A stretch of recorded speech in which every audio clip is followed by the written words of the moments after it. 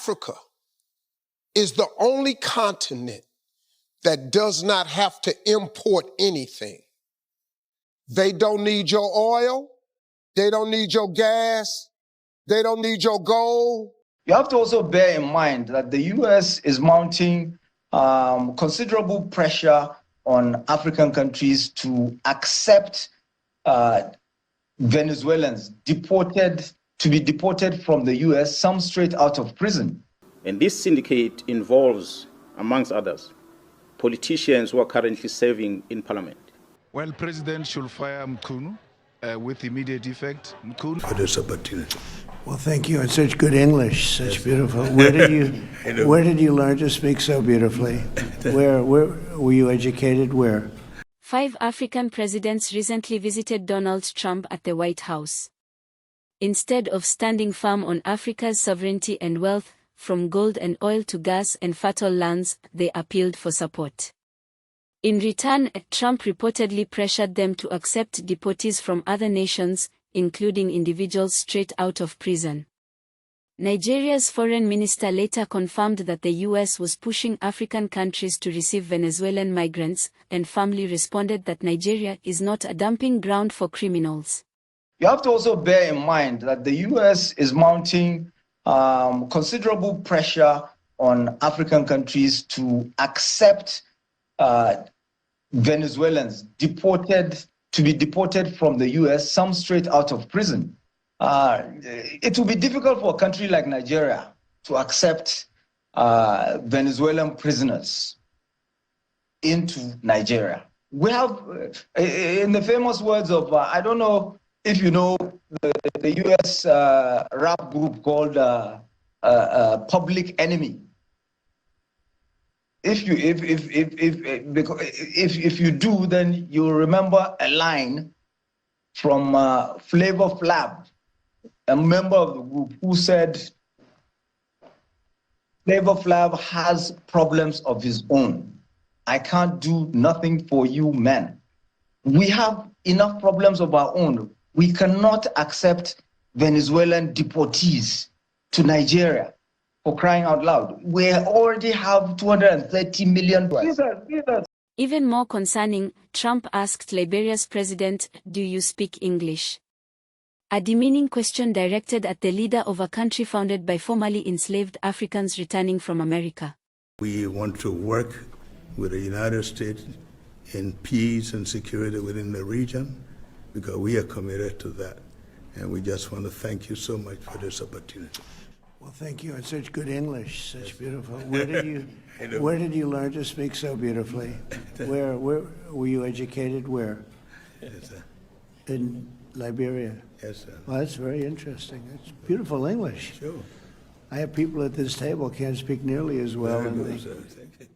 This raises urgent questions. Is this mutual respect, or a carefully disguised imbalance of power? Why was Africa even considered for this request in the first place? Are powerful nations offloading their problems onto African soil simply because they can? And more importantly, how long will African leaders tolerate this? Comment below, should Nigeria have agreed to take in these deportees? Should African nations continue accepting decisions made elsewhere, decisions that could put their people at risk? If you value this kind of fearless, Pan-African journalism, please like, share, and subscribe to Afriscope TV, where the truth is told with clarity and courage. Support our mission with a super thanks or by becoming a channel member. Your support helps amplify African voices and defend the dignity of our continent. South Africa's top cop accused of shielding crime, a betrayal of public trust. In South Africa, disturbing revelations have surfaced. The Provincial Police Commissioner of KwaZulu-Natal has accused the National Police Minister and a top deputy of deliberately obstructing investigations into powerful criminal syndicates. And I can confirm before the South Africans today that the investigation which these members were involved with in Gauteng has unmasked the syndicate. And this syndicate involves, amongst others, politicians who are currently serving in parliament. The law enforcement officers include the members of the South African Police Service, the Metro Police, and correctional services. They include prosecutors in Gauteng province, the judiciary, and all these are controlled by the drug cartel as well as business people in that province of Gauteng.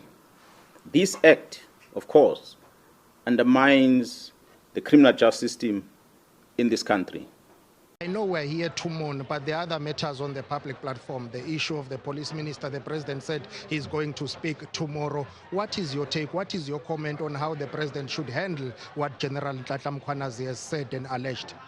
Well, President should fire Mkhunu with immediate effect. Mkhunu came with a baggage. He's not old in the job, he's very new, but already tainted. This is a man who went to that institution to go and do wrong things. You want to our people to have confidence again in the police. You have to fire the executive authority and then put order. If there are generals that have misbehaved, the national commissioner should act on those generals. And then we start dealing with crime. The role of the police is to deal with crime, not to connive with criminals. These are not mere rumors, they pierce directly into the fabric of trust, justice, and national security. If those tasked with protecting the people are allegedly aligned with criminal networks, where do citizens stand? Who holds power accountable when the very guardians of law are suspected of enabling lawlessness? And how can South Africa, or any African nation, move forward if corruption thrives at the top? Economic Freedom Fighters, EFF, leader Julius Malema has called for the immediate dismissal of the police minister, calling it a matter of national integrity and public safety. Comment below, has crime become a political weapon in Africa? Or is this a deeper internal battle for control? Support our work with a super thanks or join our membership to help us keep exposing the stories others fear to tell. Senegal intercepts 201 West African migrants at sea. In a tragic but increasingly common event, the Senegalese Navy intercepted a vessel carrying over 200 West African migrants, including women and children, en route to the Canary Islands. This rescue operation shines a light on the escalating desperation driving our youth to risk death at sea for a shot at life abroad. What is so broken in our system that people would rather drown than stay? Why has escaping become more appealing than staying to build? And what are our leaders doing about the root causes, unemployment, poor governance, and lack of opportunity? We need to talk. Drop your thoughts in the comments. How do we break this cycle of exodus? And again, if you believe in building African narratives by Africans, please hit that super thanks button or join our community by becoming a member today. Steve Harvey once said, Africa is the only continent that does not have to import anything. They don't need your oil. They don't need your gas. They don't need your gold.